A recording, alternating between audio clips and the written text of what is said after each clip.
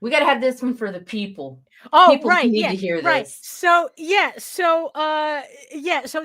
book is like literary jackass, where it is just like so stupid and crazy that I need to finish reading this book just to see where this woman takes the story.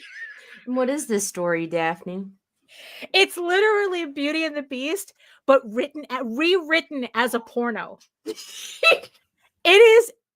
You see, we're not. I'm not talking about erotic. I'm not talking like she literally took the script. She even uses lines from the movie. She took the script from the original animated movie from 1992, right?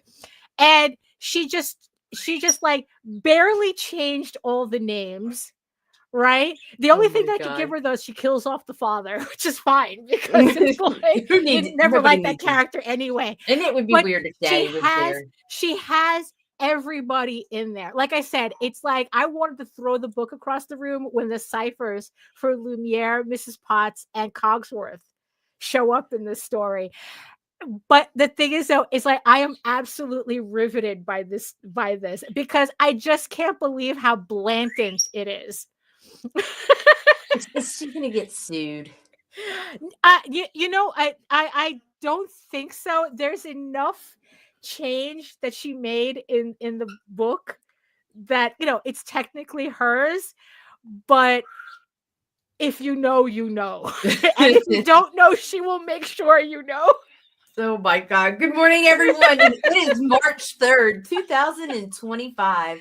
And this Oh, is the Ragin to the vlog. oh Yeah. my goodness. So Ah, yeah, it's a so Monday. it's a Monday. It's a I Monday. had to think about it. A Monday at the Rage Into Book Club.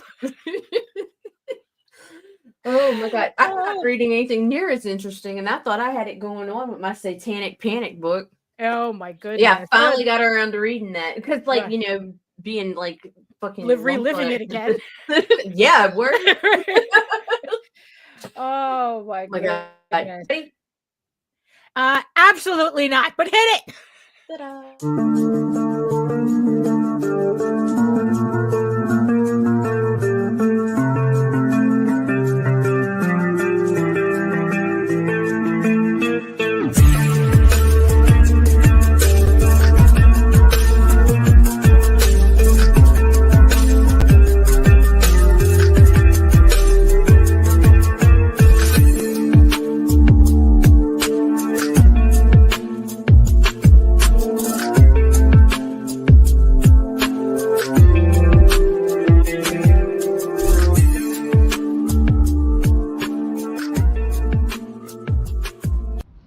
Trigger warning, fuck you. And fuck you. Good morning, And there Daphne. goes our monetization. No, we made it past the 2-minute mark. We're good. Oh, okay. Oh, that's true. Yes, And yes. who cares? That's what it counts. Right? Oh, good morning, everybody, and welcome to another edition of the Rage to the Fox show. Who's joining us in the chat today? We got Joseph, Hello, Lou, Mike, Joseph. Hello, Allison. hello, Lou. Good morning. Good Oh, morning. oh, Lou, I saw your piece that you did for Sam for the for Yeah, for Duty, and it's do it. really funny. She did Duty cosplaying as Cutter from ElfQuest, and Nice. it's spot on. I still have to do my piece for him. I don't know if I'm going to make it to his deadline, but I'm going to do a piece for him anyway. So, I came up with an idea that might be that's a little different than what like everybody else is doing. So, I'm going to see What how you that doing, works out. Huh? Daphne? What What you happened? doing? What you doing with Uh, it? I'm thinking of like instead of like doing like Duty like cosplaying because that was my original intention. Right? Um, Instead, for some reason, I got it in my head to make kind of like a Duty tarot card. Oh, okay. Well, that's You a know? trend now. So hey, Oh, go for well, it. that's true. Yeah, that's true. And Duty is all about the trends. So, yeah. So I'm kind of like playing around with the piece, the layout. So I don't know. It was just something different. So I just gotta I just need the time to yes, absolutely it needed to be. I did not know it needed to be done until I saw it. So I hope Sam is very happy with it. So yeah, so the book club. Actually, why don't let's just get this the intro started, and then we can continue on with the book club, with the Ragin book club. What happened? I'm trying to make everything run, and it's Okay. not showing up Oh on no, anything for some reason except no, like the YouTube. notifications aren't going out. I'm wondering if it has something to do with my Facebook ban. Oh, again. I swear to God, It's what I do. it's like no matter what. They did not let me stream. Oh, well. okay. Oh well, so hello everyone.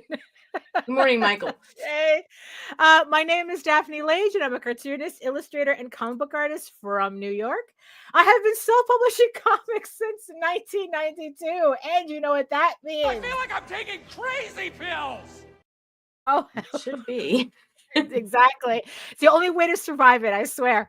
And I am known for the furry fantasy adventure Tall Tales and my medieval fantasy drama Eagle Raven, Heir of the First Unicorn, which is in pre-launch for issue 10 of this 16-issue series. I forgot to put the link in the chat. I'll put it in a minute, but the link is also in the show notes below. So thank you so much. We're almost at 40 followers for the issue 10 campaign. I just got in my books for the issue 9 campaign, so I can start fulfilling that this week. So it's all coming together. But you can also read both my comics online at eagleworks.com, EGOWORKS, and Tall Tales, TAILS online.com. And you can check out all my videos on how I make my comics on YouTube here at my channel at Daphne Lage Art, which also simulcasts here at the Indie Comics Network. And to tell you more about it, here's the still living, the miraculous Nita. Yeah, so like it's Indie Comics Network. It's a channel on YouTube. We talk about comics and stuff, and just that's it, dude. You find it at Indie Comics Net most anywhere in a simple Google search. Right. And everybody wish Nita a belated happy birthday. It was horrible. Right.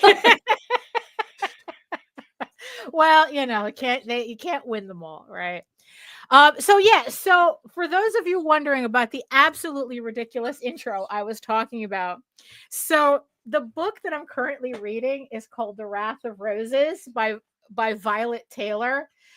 And I originally had heard about this book on TikTok, and I put it on my TBR list, my to be read list, and then it's like I heard Visenia talking about it on her, like one of people in her chat was recommending it, so I figured, let me finally get it. Right, I had ordered the book twice from Amazon. Both times they came damaged. It annoyed the fuck out of me.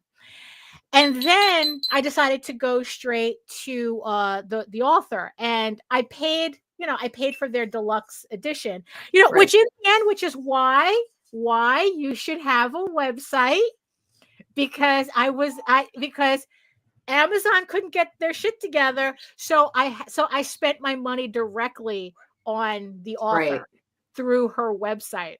So so for those of you who are poo-pooing who has a website, you should have a website just in case. Even if you're selling your stuff on Amazon, it's like, look, it wasn't doing it. It wasn't doing it for me. So had to get it through and there was like a couple of, and in the end, there was a couple of other authors that I went looking for their websites, so I could just buy the book directly from them. I mean, in the end, this is how it's going, right? I'm getting a little tired. Sometimes it gets a little tiresome just thinking that there's only one place to get anything, and we could just spend our money directly on creators. Right. So, in the end, Amazon is not the end all be all to everything, that we need. So, but it's like, so like I said, the only description that I had from this book was that it's Beauty and the Beast, but as a porno. And it's like, okay, whatever, it's like, yeah, it's hyperbolic, I didn't think anything of it, because it's like, okay, it's like, because Beauty and the Beast is a very trendy trope, in the romanticy sphere. So it's like, okay, didn't think anything of it, just thought it was just like a really, it's TikTok, right? Right. No, it's Beauty and the Beast as a porno. It's exactly the way it was described. Oh my God.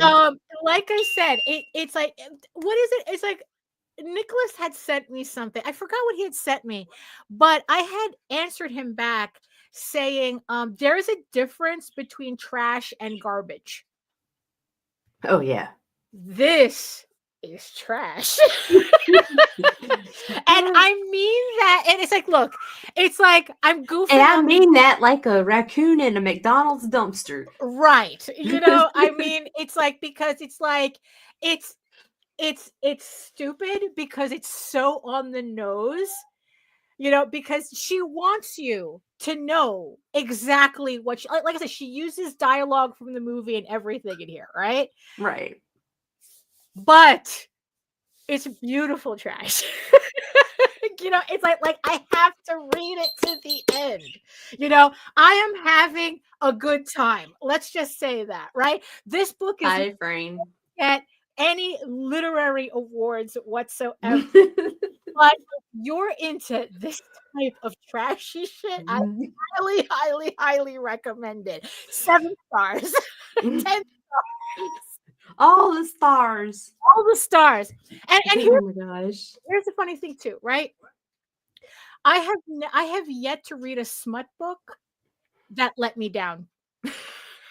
I have, maybe I should reword that. Yeah, I've maybe never you read a smut leave book that open. that disappointed me. Romantasy, just straight romantasy books, that was getting difficult for me to get through. I really thought that it's like there's nothing but no like romantasy. Get cliterature. Yeah, exactly. Oh my God. 100%. Like I don't know, like I read 2 books in a row where it was just rewritten Raylo fanfic that didn't go anywhere. Right. I mean, it's like like the characters were uninteresting. Like it was just like, and I was beginning to worry. And it's like, and there was this other book that's like, oh my God, I need to read the books that are on my shelf already. But luckily, January Bell, author of To the Alien, rescue. yes, of Accidental Alien Brides, she wrote a fantasy, a romantasy that I actually enjoyed. So I go, oh, okay, those other writers just were not very good. Right. It's not an indictment of the genre. It's just that they weren't, like, I saw what they were trying to do, but it kind of like fell short. Right. But at least January Bell, it's like there's a difference between basing your work on something else. Like in this case, she said that her novel was I think it was of Sword and Silver. That's the book that thank goodness was actually really good.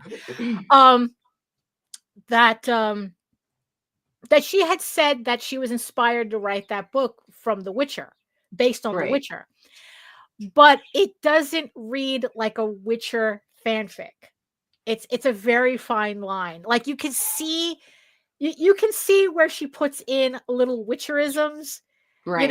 Like the main character is definitely supposed to be Geralt of Rivia. Is it Geralt? However you pronounce his name. It is definitely like really based on him, but it's not him. Right. Where the fanfic stuff, it's like, teehee, this is him, but we're just changing it up a bit. And this is kind of like, I don't really know what to do with this. So I'm just using this fanfic trope to make a story. It's kind of like the equivalent of thinking you could write a story out of a D&D campaign. Right. It was kind of like the equivalent of that. It's like, oh, I got a cool idea for this, but it's not a cool idea. It's not a cool idea. Um, so this book though kind of really skirts that line between the two, where this is definitely a fanfic, but at the same time, she puts her own spin on it that is just it's just that makes you Well, want she to has read to put her own spin on it it on it. because Right. Well, Belle yeah, that's wasn't getting true. dicked down at Disney. Like, Right. Yeah, exactly. And so yeah, and it's like, look, you're in for the ride when the word cock appears on the second page. all right. It's like, okay, all right, I see where this is going. Woo. So yeah, so I just, it was just really nice to like come off of a good book, another good book, to finish reading.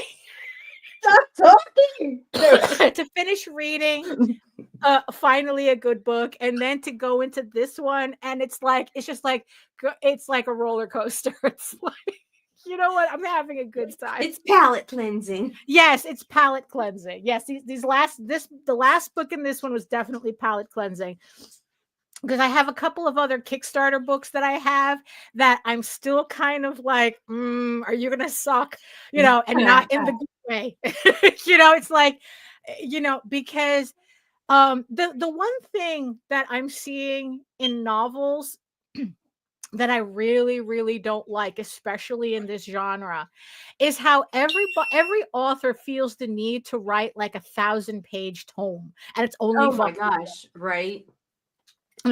volume one. And That's because bitches don't know how to edit. well, right, yeah, and I look and it's like, it's kind of like the manga series, where it's like if they go over like 10 volumes, I start to hesitate to whether even to buy into it. Oh, Because I it's know. like There's like there 5, comes and I own them right. all that go over that. I'm like, okay. Yeah. Yeah, because it's like there just comes a point. You know what it is? To bring it to comics, right? It's the people who say that they're doing their series and it's like 85 issues, or it's 104 issues, right? And Right. they're only on issue 12 or something. It's like, and I'm like going, honey, it's not that serious. I mean, every time I see 1,000-page book and it's only volume one, I'm like going, it is not that serious. It's like, I can tell from here your book should have been half the size with a good editor. Right. I mean, it's like, I'm in the middle of writing. I mean, the complete Lord of the Rings is this thick, right. and you guys have got this for chapter 1. Right. Like, Yeah. yo. I mean, it's like, like I'm writing the novelization to Eager Raven. And because it's like I just went over the next the chapter 9, because I'm going to be putting that up on my Substack to coincide with the files, because I have the issue 9, so I can start fulfilling this week. And what I want to do is I want to put up the issue 9 chapter that coincides with this issue, so that people could read them at the same time. Right. Because with the novelization stuff, it has like extra scenes and all that, and expanded scenes and all that, right? But the thing is, though, it's a first draft, because I Right. just want to put it out just to kind of like gauge, It's meant to like be messy. right. So it's messy, and it's like when I finally finish it and put it together in one book, I mean, yeah, I am going to edit the shit out of this, because it's like, honestly, it's like there is no reason why this book needs to be more than one volume.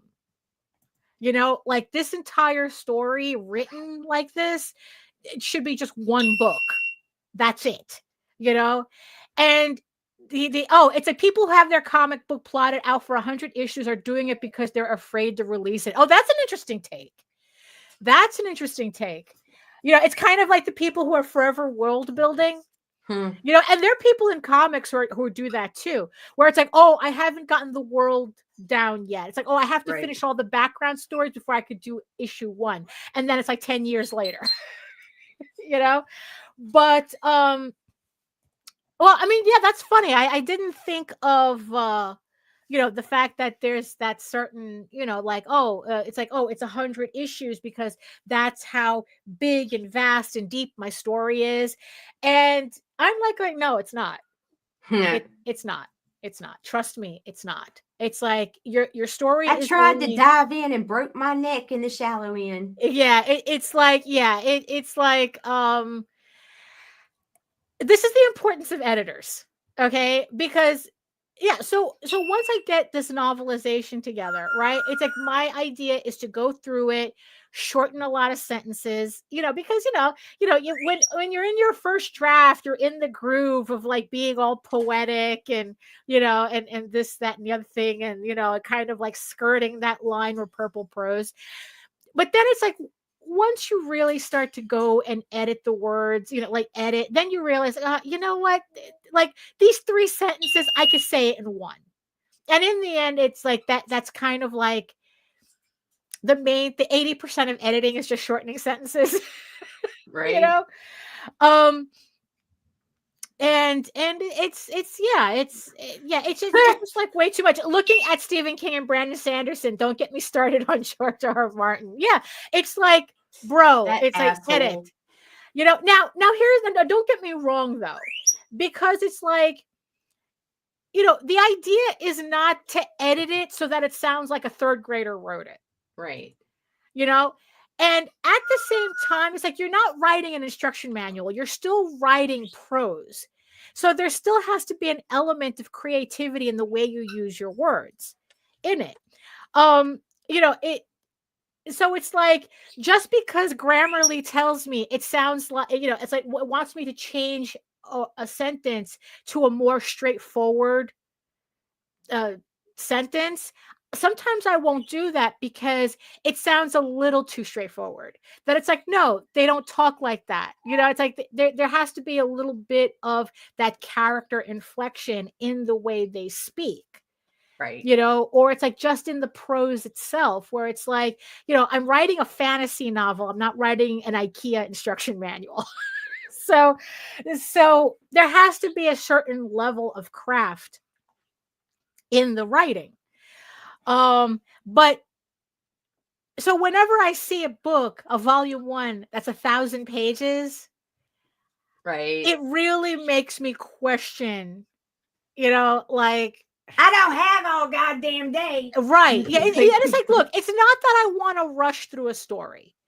Okay, because it's like, I'm not reading these to tick off, like, to have like 1,000 books in a library, just like I say, I read 1,000 books in a year, or whatever stupid shit these women are doing on Book Talk. I want to enjoy reading it, but I don't want to feel like I'm wasting my time because you're being repetitive. You could have worded this differently. The prose is clunky. It's like that. It's obvious that there was no editor that really told you really should calm down. It's not that deep, type of thing. Okay. And it's, and that's the thing also with comic people. If you're telling me that, your story is 100 issues, to me, that just screams not serious. As funny as that sounds, I'd rather hear you don't know a definite ending, right, than 100 issues. Yeah, because 100 issues already turns me off. It's like, you know what, your shit's gonna take way too long to put out. I'm not going to invest that type of time. Like I said, even with manga, if it's more than 10 volumes, I start to balk. I start to like, nah, you know what? I can live without this. But some are gold. Oh my God. Yeah, I know that's the chance I'm willing to take. Unfortunately, Monster, Full Metal Alchemist, and Death Note, or like an Attack on Titan. Those are like, and they all are over 10. I mean, it's like it's just like it's like, I don't know, like we talk about, like, or I've heard other creators, and even it's like, don't come out the gate with an epic, But at the Right. same time, that's exactly what I did. That's exactly what Jose did. I mean, we just Right. came out of the gate with an epic, right? Which is the reason why when I started seriously working on Ego Raven, the thing that I said, no, I cannot make this an epic. Yeah. You know, I cannot make this an epic. It has to be a limited story, right? Right. And it's 16 issues. You know, if you can make it, honestly, it's like if you're starting out and it's like, and you know what? How do you even know you can make it to 100 if you Right. can't even make it to 3? Right. You know, if it takes you a year to make it past issue 1, you know, it's like what you're releasing an issue a year, you know? I mean, it's like really, it's like even if you're releasing 4 issues a year and you have 100 issues, that's a time sink that I don't know that I'm most Right. likely not willing. I don't know if I have enough time to invest in this. Right. Yeah. And it's like, look, and even on a quarterly schedule, which is what I'm trying to do with Ego Raven, because it's like I'm halfway, I just hit the halfway mark on issue 10, which kind of worries me. I don't understand why I'm kind of dragging my feet on this issue, because I want to release issue 10 on Kickstarter next month, Right. but I don't want to do it if it's not finished. So it's like, so if I have to like push back the date of release, I will, you know, but honestly, that's something that I just have to accept. It's like, I don't want to just like, oh, well, I'll just work on it. It's like, no, I really have to like sit down and really concentrate on finishing this book. Like I said, I think it just had a lot of distractions that I Right. think that finally like calmed itself. So it's like, that shouldn't be an issue anymore. So I should be able to just sit down and concentrate on also horrible news. Exercise really does make you feel better. Yeah. I haven't been running for a bit because I'm not running at like 3 degrees. Well, you know, No. 3-degree weather. But on Saturday, it kind of hit like 60. So I finally got outside and did a little bit of that. And it's really funny how just doing that hour of exercise, literally, I was just walking because I was just like so stiff that I was just like, you know what? I'm not even going to try running. I'm just going to walk for an hour with intention for an Right. hour. You know, you know, it's like I wasn't just like moseying. I was walking, you know, I was exercise walking, right? Right. And when I got home, it was just, I was amazed that I was able to sit in my chair for as long as I was able to finish the work that I had to do. When before I was like, the shrimping was getting to me, where it's like my legs hurt, my joints hurt, my hip hurt, the whole thing, my knees were hurting. But once I got the exercise done, I was able to get through that. I was able to get through, you know, like working, you know, doing work. It's like, oh, wow. It's like, it's actually more comfortable for me to sit now, that I guess because I got the Now that I circulation got off going. my ass, went Right. outside, Yeah. made some of my own vitamin D, Right. and walked around Exactly. a bit, right? Yeah, exactly. You know, so so if everyone is feeling, you know, like feeling that way, where it's like all your joints hurt and you know your legs, and you know you've been shrimping for a little bit too much, yeah, go outside. Go outside and do some intentional exercise, And because touch some grass. yeah, well, you know, it's like, yeah, it's like, yeah, you need the exercise. I hate to say it. I hate to break that news to everybody.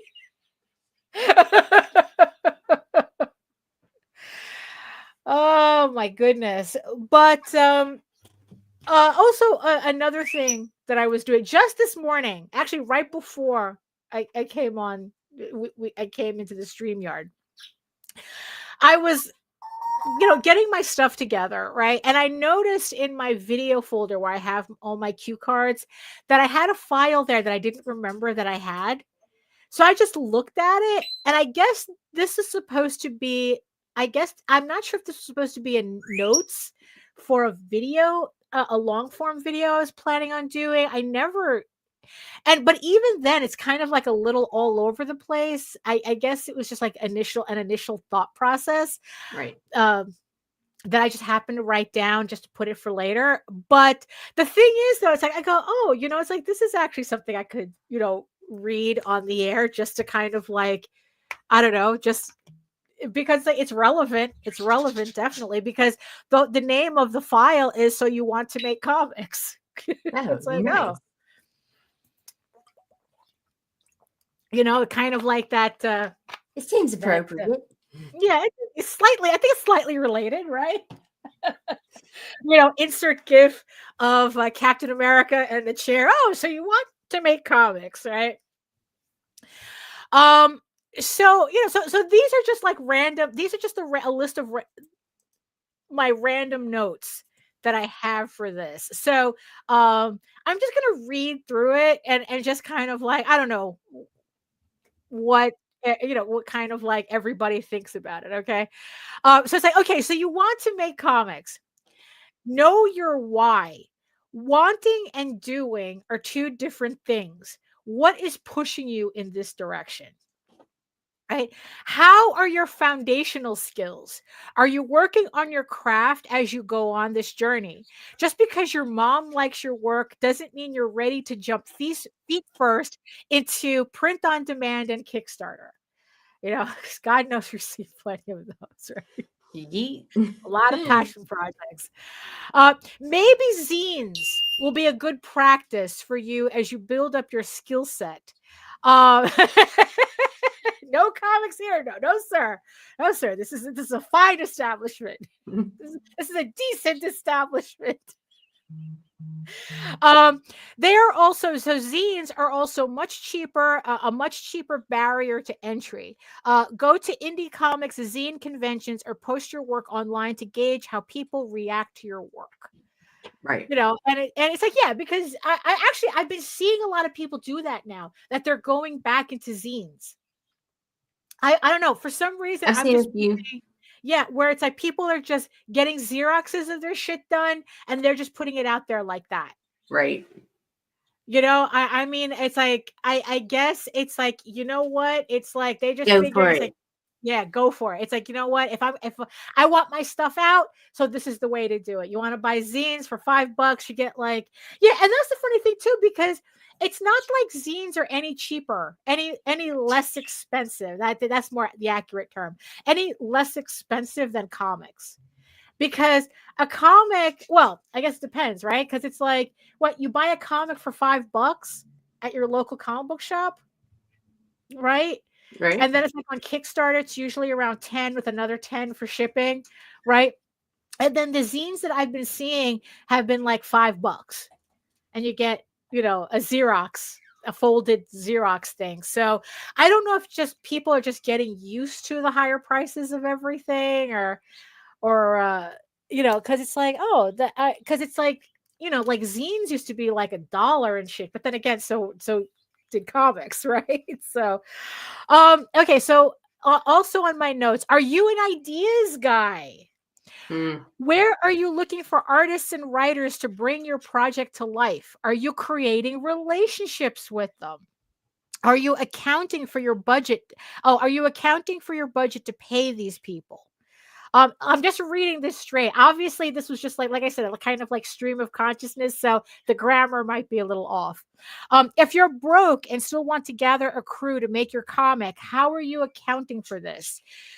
Do you understand that the creators you want may not consider clout, exposure, or I'll pay you when this project blows up a serious consideration for working with you? How independent are you? Are you doing your comics regardless of what's going on, or are you the type that requires a publisher to do your work? If you are, what happens if you don't find a publisher, or worse, end up with a bad publisher? And especially now with the whole diamond upheaval, right? Which we won't know until after April 1st if diamond is going to be anything left or not, right? So yeah, so it's like, so if a publisher is not even going to offer to get you into previews and into major distribution or any type of major distribution, What are they going to do that then you can't do for yourself already? right, exactly. You Right. know, it's like you really got to consider that. It's like, what are they doing that either you can't or you won't do? And we got to be honest with that. You know, it's like, because you not wanting to do something is not the same as you unable to do something. Right. So if you're looking for a publisher, you know, that's something to think about. Oh, and coincidentally, are you even committed to the story you want to tell? I meet so many people excited over their grand 300 issue epic, but fizzle out at issue 2. Also, yeah, another reason someone might say that their story is like 300 issues or 200 issues or whatever are obviously too long, is because they really don't know where the story is going. Right. You know, like they kind of have an idea, like I'll just figure it out between 98 and 99. right. Yeah. It's like, no, you won't, because you're going to realize your story is not going anywhere, usually by issue 3. Because that's usually when everybody really fizzles out. Do you see yourself just making it to issue 10, to issue 4? Are you the type to just keep redrawing your first issue over and over again until you have 5 variations of issue 1 that never sees the light of day, instead of 5 issues you could have been releasing instead? Too many people want to run a marathon without ever training for a 5K. I guess this must be old, because now I guess there was something. Remember when we interviewed Frederick? I forgot his last name. Oh, yeah. From From Saturday Saturday AM. AM. Yeah. I hate Chuck. What is that? What did that say? And the fans will figure it out way before you do. Yeah, exactly. Right. Um, so I guess this was a reference to it. I guess he must have said something that made me write this. You are not entitled to a comics career. Huh. Just showing up does not mean anything. Just saying I have an idea I really want to see as an anime does not grant you access to anything. What work are you doing to make this happen? Right. Yeah. So I don't even know the reference of that, but you know, I think that's something to think about. Let's see. Do you understand that doing comics is not just about doing your art? That if you really want to make something outside of yourself, you have to put in the effort to build an audience who will actually support your work. I mean, because that's also like a funny You gotta thing. have people that like your shit. Yeah, because that's a really funny thing that that we see, where it's like people do they do their book, they barely have an audience, yet for some reason they think that they can make that jump to, like, I don't know, like larger projects. Oh yeah, I've seen it You 100,000 know, times. and it's like, but you have no audience on the first thing. Who are you going to be? You know, but it's like, and then it's like they're always hating. So, oh, I don't get it. It's like, I made this, I made that. It's like, but there's nobody showing up for it. It's like, you barely had an audience on your first project. Why do you think that that's irrelevant to the big thing you want to do? You know, The math's um, ain't mathin'. right? The math's not mathing, right? Um, do you know the basics of how marketing works? Do you understand how social media and crowdfunding algorithms function? How is your social media presence? Do you have a YouTube channel? What's in your promotional portfolio? Right. Right? It's like, yeah. So, let's see. Do you know how to organize your time to actually put out a comic on a reasonable schedule? Like I said, it's like, you know, we were talking about, it's like, oh, are you going to put, if you're putting out a book annually, that's going to affect your story. Right. Then if you're putting out a book bi-monthly or quarterly, you know, or it's like, because I don't think anybody other than the big names,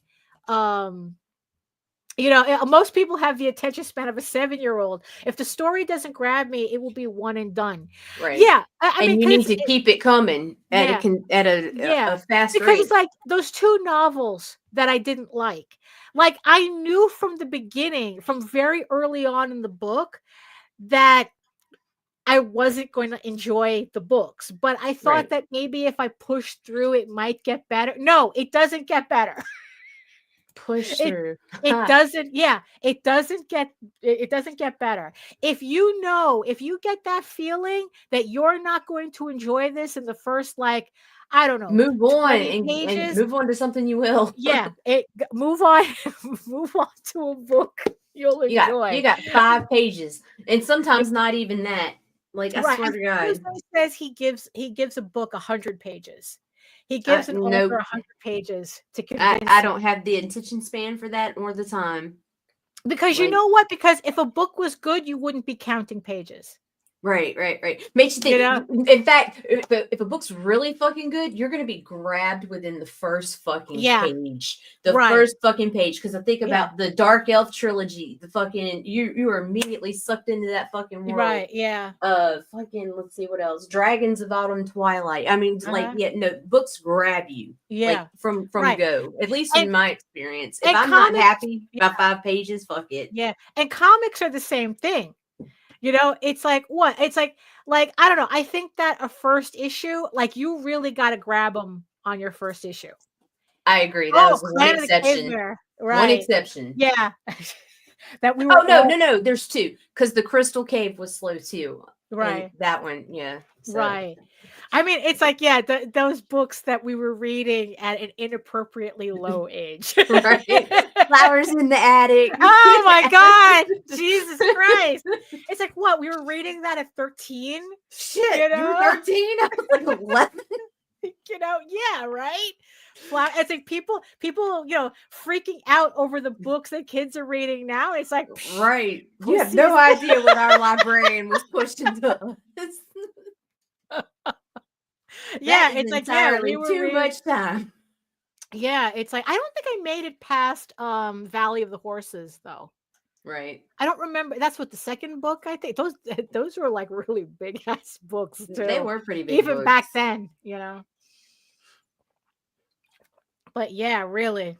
It's like, well, yeah, it's like we were, well, I was like probably around 13, 14 when I was reading those books. Yeah, I think Oh my Flowers God. in the Attic was the one that got really passed around though. Like, oh, you gotta Yeah. read this book. You got that and Judy Blume's Forever.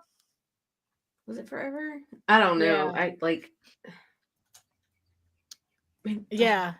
Yeah, it's like it was definitely a Judy Blume book. So it's like, yeah, it was Flowers in the Attic and Judy Blume's Forever. And then it's like, Yeah, then it was the Forever. Clan of the Cave Bear. Yeah, Clan of the Cave Bear. And then I don't think I got past Valley of the Horses.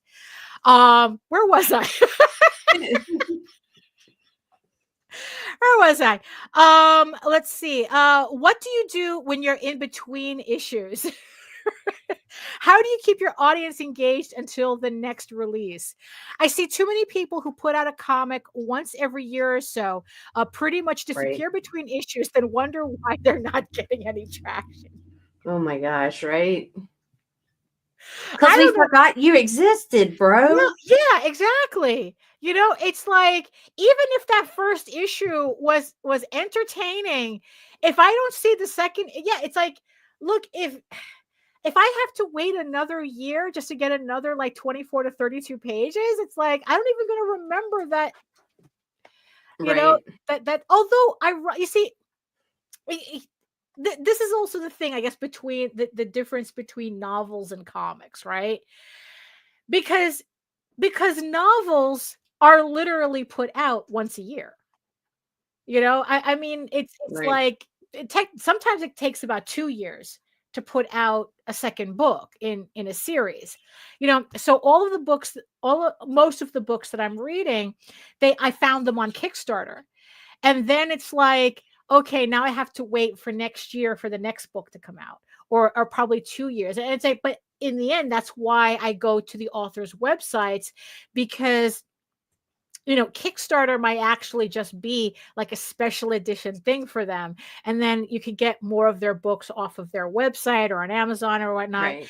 And some of these authors are actually pretty prolific, like probably like every 6 months. Some authors put out a book and mind you, it's not like thick ass like this. It's usually like a nice, standard size book, and they're putting out every 6 months. But even if they were putting out a book a year, people remember, people follow that. Oh, I want to make sure I don't miss out on that book. But when Right. it comes to comics, it's like our attention span is like, Fuck, we're waiting 2 years now for seasons of fucking TV series. Right, yeah. 2 fucking years at a time, like fucking From and House of Dragon and all this other shit, man. No. And I'm like, fuck that. I ain't waiting 2 years. And now it's like, now that one of them's getting closer, I'm like, well, right. You see, but that's the thing, because it's maybe like, we should rewatch season 1. Right. But I think that, but there isn't an equivalent for comics. No. It's like that, because it's like, yeah, it's like you have that, I don't know, that span. But yeah, when the series finally comes out, then it's like, okay, everybody rewatches the first season or whatever, and then they watch the new season that they just waited 2 years for. But with comics, it's like, if you don't have another issue following your first issue soon after, it's like there is, unless you're doing something to keep the memory of that first issue alive, by the time your second issue comes out, like, really only your diehards are going to care. Uh-oh. No, I'm sorry. I had to jump into some work shit real quick. Sure. And I'm like having to have a conversation about nipple placement. Oh, well, hey, that's very important on social media, especially. Damn straight. Nipple placement is everything. Nobody wants wonkies. Oh my God. Oh, well, hey,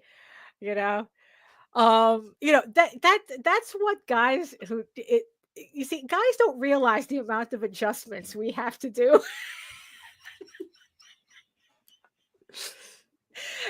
So I mean, just seriously, like, I just watched this whole piece of art change just from nipple placement. It went from to like, yes, that's what I'm talking about. Yeah. Well, because it's kind of like that weird uncanny valley thing where it's like, we know when something looks wrong. Right. And then it's like, once you kind of like slide stuff into place, then it looks correct. Usually it's faces. Like, we know when like eyes are too far apart, or a mouth is not in the right position, or the nose is kind of like we don't understand. Like, we end up having this weird visceral reaction, but we don't know why until like everything's in place, and then it's like, oh, okay, there you are. There it is. There it is. Right, yeah. Let's see. What else do we have here? Right. It's important. If you just want to do art, then just do art. But keep in mind that by doing that, you pretty much close off everything else that you're probably thinking you want from this. But that doesn't happen without your effort. Okay, I don't know what I was trying to write here. And it also leaves you at the mercy of unscrupulous people who are more than happy to take advantage of you just wanting to do art and have somebody else take care of the dirty work. I guess this kind of like goes back to people who are like, they only want a publisher so that they don't have to worry about anything. Right. But handing over that much control to a publisher is not really in your best interest either. It's so yeah, so I guess do that whole thing about, it's like, oh, I want a publisher to do everything at your own risk. Because they'll end up just they'll just be a useless middleman and just end up taking your stuff without you even knowing, because you were too busy just doing the work. And then it's like, what's your final goal that all this is for? Is it even sustainable? Will you still do comics if it's not making 10K on its first issue on Kickstarter? If you can't sell it to Netflix, do you just want to complete a story? get to collecting your work in trades and forever selling them? What is going to keep you going in the long middle where it looks like nothing is happening? And then that's where all my notes stop. So yeah, so I guess I was just like kind of like percolating something, but I mean, it's really funny. Like, I don't know, like, is this thing have like, will this tell, I probably have to look someplace else. Cause yeah, I don't even remember when I wrote this, but it's kind of like, oh, nothing changes. Yeah, right. Because if it's referencing that Frederick video, it must have been like 2 years Jones, ago. Frederick Jones. Right. Jeez, why couldn't I remember that? Such a simple last name. Then what? This is what, like 2 years ago, maybe? Yeah, about 2 years. Right. And pretty much everything in my notes here is just as relevant today as it was back then. It's like, well, the more things change. well, right. Yeah.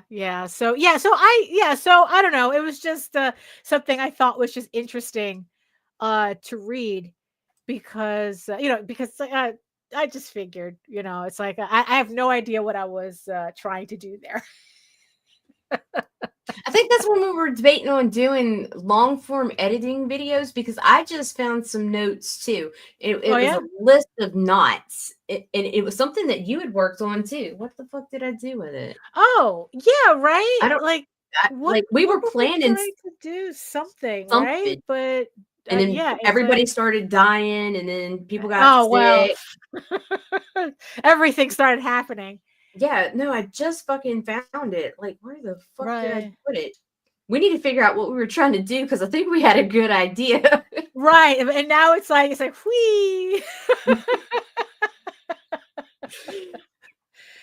Yeah, but yeah, I mean, it's like no, it's like, but yesterday though, like I was supposed to do my weekly video, my weekly art studio vlog, and I don't know, yesterday I just couldn't do it for anything. I couldn't get past my introduction. I just kept having to record it over and over and over Right. again.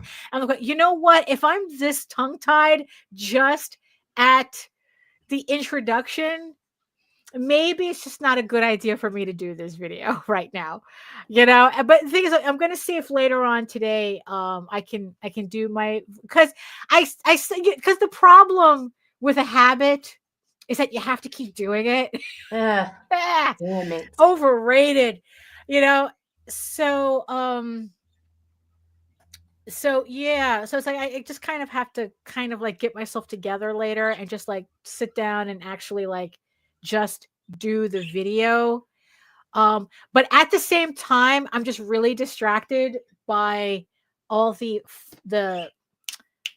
fulfillment that we're doing right now, because we just finished packing Magi's Grace issue 2 yesterday. So I have to take the first batch to the post office after the show's done. Right. And then it's like, I got my books for Eagle Raven. We just got the bags and boards for them so I could start packing. And then it's like Oswald is supposed to be coming this week too. So we just have like all these campaigns just on top of each other. Like the dining room's a wreck. I have to figure out how to just like work in the office. Just to pack up my stuff, because yeah, it's, I don't know. So I'm kind of like really distracted. Like fulfilling the Kickstarters to me is kind of like more important than the video. Even as it should be. You should prioritize people right. Oh, did you know that Kickstarter is now putting up labels on accounts so that you can see if they're fulfilling or not? What about fulfilling on time? Because that's becoming an issue now too. You get a special badge for that. Well, I hope Dynamite gets a shit badge. Me and Dynamite about to fight.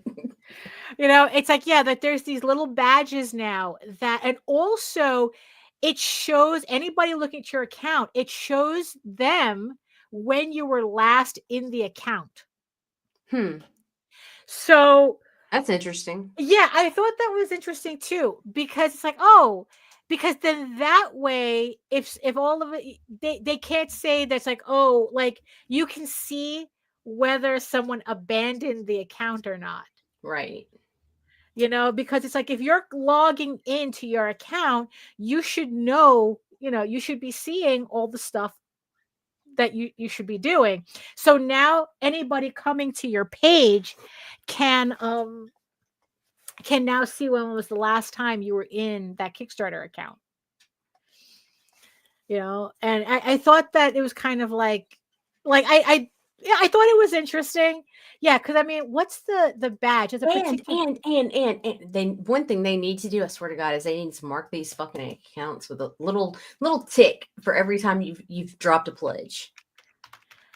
Oh, like I get right. It's like luckily we haven't been having that much problems with those anymore. They're calming down, but they're still there. And the ones that do hit hard, like serial, I was working a campaign that lost 7K in a day. Wow, but that's yeah. that. I mean, And it it's like, wasn't like an original art thing or anything like that. it was like just it 5 or lost 6 that many backers, people. and yeah, Wow. it was like it was bots or some shit, I'm sure. Right. Let's see. So of course, there's the super backer label, right? Which means that I think it's like I've let's see, where did I find like $300 and $10 a month or some shit like that, something like that, right? Like it goes by how many campaigns you've backed, right? Let me see. I'm trying to find the thing with the labels with the other. Oh, here it is. 25 or more projects with a pledge of at least $10 Right. in the past year. Yeah, so this is what it looks like. I'll show it on screen. So this is the screen now. Like when you click on a campaign and you click on the name, you get you get this, the summary about the creator. So so now it's like you get labels that verified. Am I verified? Creator's identity has been confirmed. Backer favorite. This creator received a high volume of positive backer feedback on a previous successful project. Nice. Repeat creator. This creator has launched 2 or more projects. And super backer. This user pledged at least $10 to 25 or more projects in a year. Right. I'm actually trying to cut that down. I have. Like, I don't have super backer status anymore. Yeah. Like, no. It's so it's not exactly, it's so it's rather like you kind of have, like, I think like backer favorite is supposed to be the one that warns you. Like if they don't have a backer favorite, that means that there should be issues, right? Or there might be issues in fulfillment.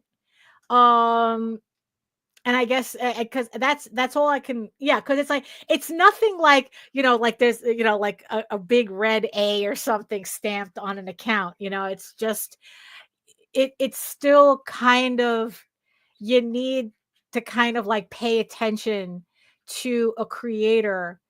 If you're kind of like suspicious about like, oh, are they going to fund? Are they going to fulfill? Now, forget funding. Funding's actually easy. It's the fulfillment part, right? So I guess that's what that's supposed to mean. So if you see backer favorite, it means that these people fulfill. But the thing is, though, is that in the end, it's like, what does fulfillment mean? Like if they say they're going to fulfill in 6 months and take a year and a half to fulfill, but they still fulfill, right? But if they still fulfill, do they, it's like, does that merit the badge? Right. I mean, Jose go to Dynamite and let's find out. Because I know for a fact they've been late on gargoyles.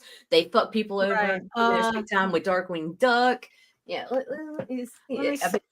Because and I'm talking late. It's like IDW. IDW Entertainment. Not sure. Dynamite. Oh, Dynamite. Yeah. Right, Dynamite. IDW is pretty fucking good. Like when they do fucking crowdfund shit. Dynamite Entertainment. It'll say backer favorite just because they get like 2,000 fucking pledges every goddamn time. But every time they're linked. Hold on, let me look up Darkwing Duck. Where is it? Oh, okay, here we go. It's Dynamite Entertainment. Let me see. Oh, yeah, they have backer favorite. Well, they're not. Right. They have backer favorite and repeat creator. They do fulfill. I'll give them that. But Jesus, man, some of that shit, like Gargoyles, I think some people are still saying they haven't gotten Gargoyles. And Darkwing Duck was supposed to be here forever ago. Right. Because like that's the thing. It's like, does fulfillment mean that they eventually fulfill?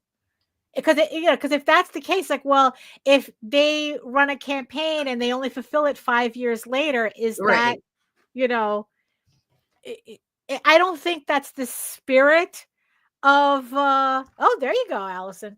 I don't think that's the spirit of the thing, of the spirit of fulfillment of the idea. No, right? Because like I hate getting kick-startled.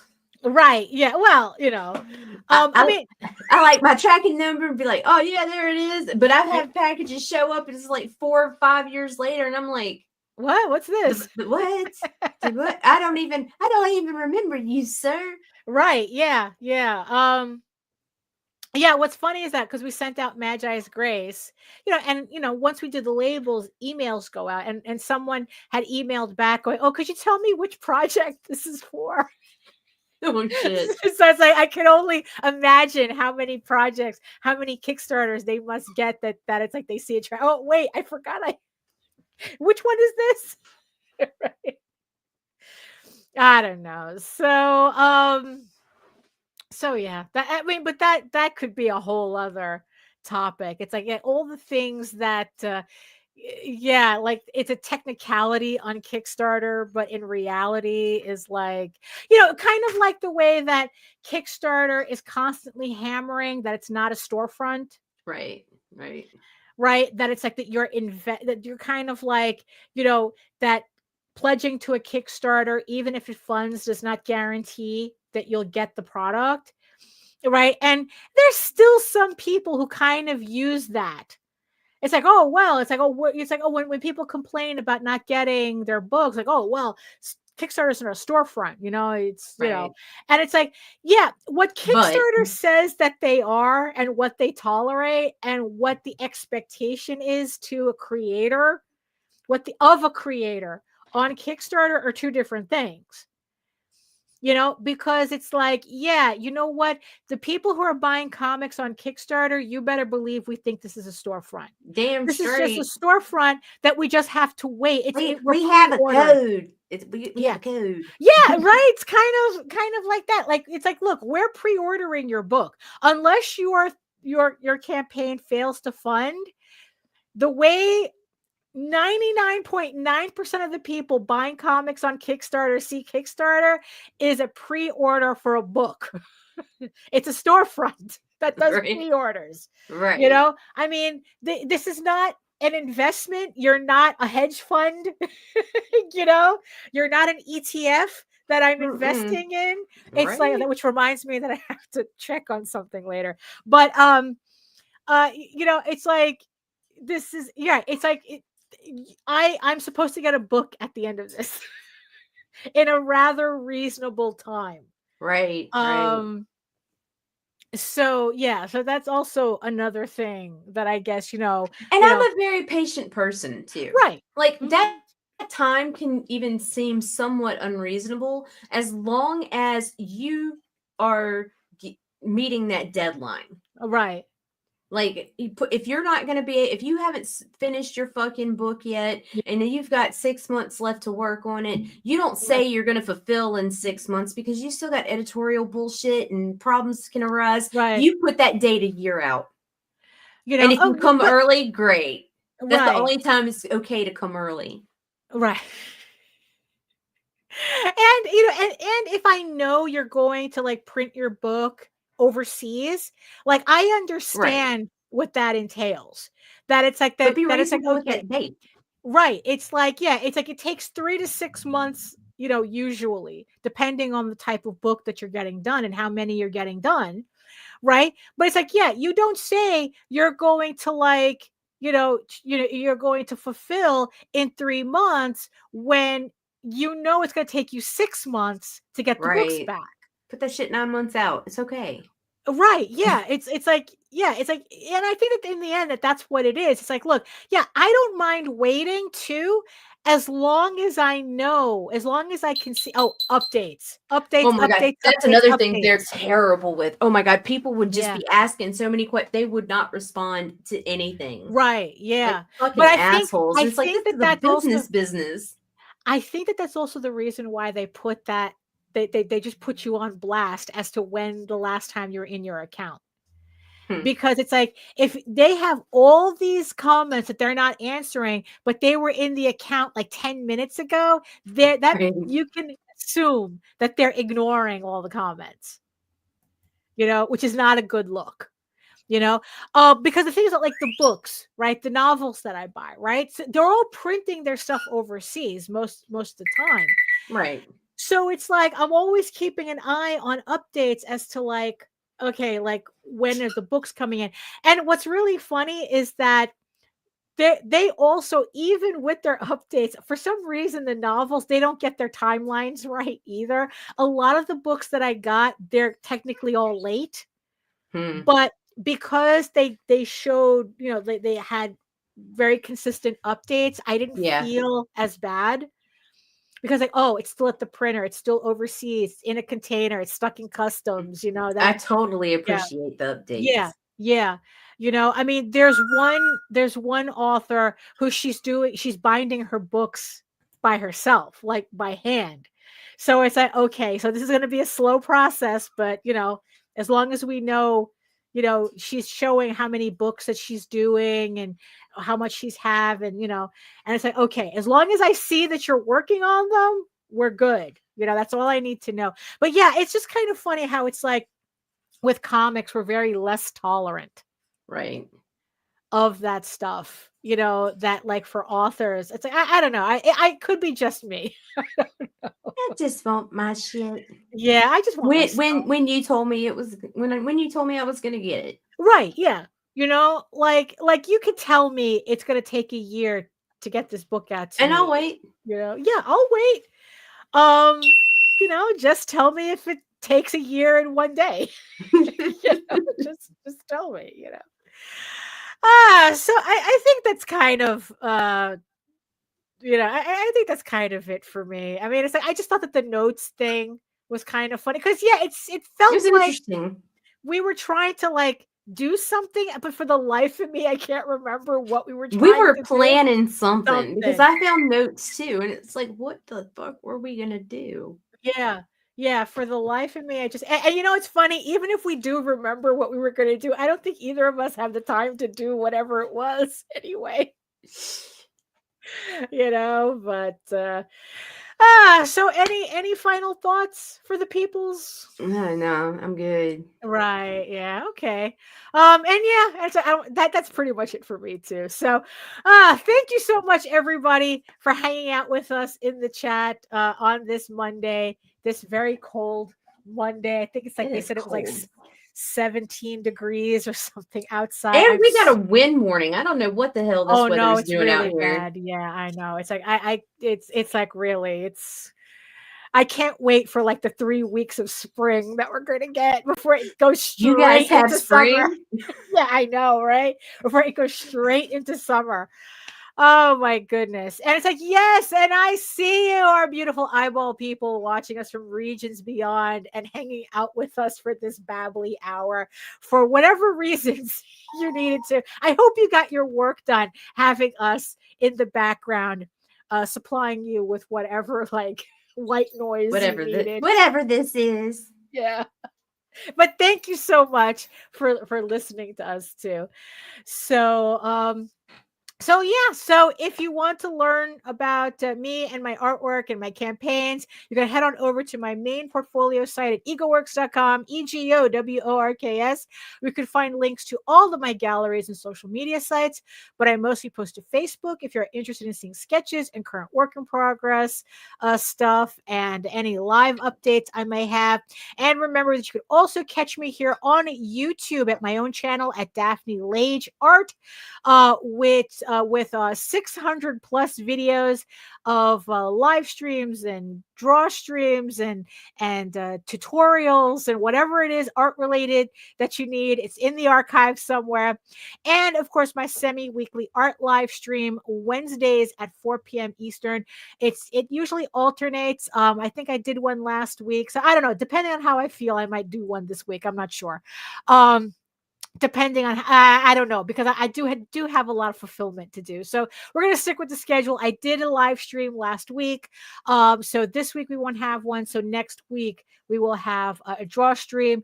It's 2 hours of me just drawing and chatting it up with everybody, hanging out in the chat. It's kind of like being at a convention without you worrying about whether you're blocking my table or not. And remember, you can read Ego Raven, Heir of the First Unicorn, for free, uploading every day, Monday through Friday. But if you prefer your fantasy to be more of a furry Lord of the Rings adventure, you can follow the link to Tall Tales, TAILSonline.com. And not only can you read the first 20 issues of Tall Tales for free, but you can catch up on the latest story arc, Tears of the Mother, which is also currently uploading Monday through Friday. But if you want an easier way to read both of these comics, you can catch it on Webtoons as well. Ego Raven updates every Tuesday on Webtoons, and Tall Tales updates every Thursday. So thank you so much, everybody, for joining us. I hope you have a great rest of the day. Stay warm. Stay warm if you do have that crazy weather going on, or try not to burst into flames, depending on whichever side of the coast you're on. Apologies to everyone who's commenting from anywhere on Facebook, because for some fucking reason we have only seen one Facebook comment, and we have them, and it's like fucking ridiculous because for some reason anywhere it was shared to, it does not pop up in the feed. Ah, that sucks. But like, see, but it that's only why on the main wall. That's why we tell you to come on over to YouTube, and while you're here, make sure you like, share, subscribe, and hit that notification bell so you get notified whenever. Because like Dustin brought up like the shit that goes down for a lot of people. He's like, what if an artist dies or disappears, or one of them has a flood, or 1,000? What if there's always 1,000 what ifs? What if the printer screws the pooch and still takes your money? I can name all those because I've dealt with all of them. Yeah, no, for real. Right. Shit happens. So if you were on Facebook, commenting on Facebook, I'm sorry we didn't see them, but that's why next time YouTube. And Dynamite, get your shit together. Well, hey, but they have backer favorites, so there you go. Mm-hmm. So thank you so much again. And in the words of the ancients, eat your food, moisturize, mind your business, and do the work. Because when you actually do the work, you never have to fake any of your accomplishments. Thank you so much again, and we'll see you next time. Toodaloo. Fuck you, fuck you, fuck you. You're cool. And fuck you, I'm out.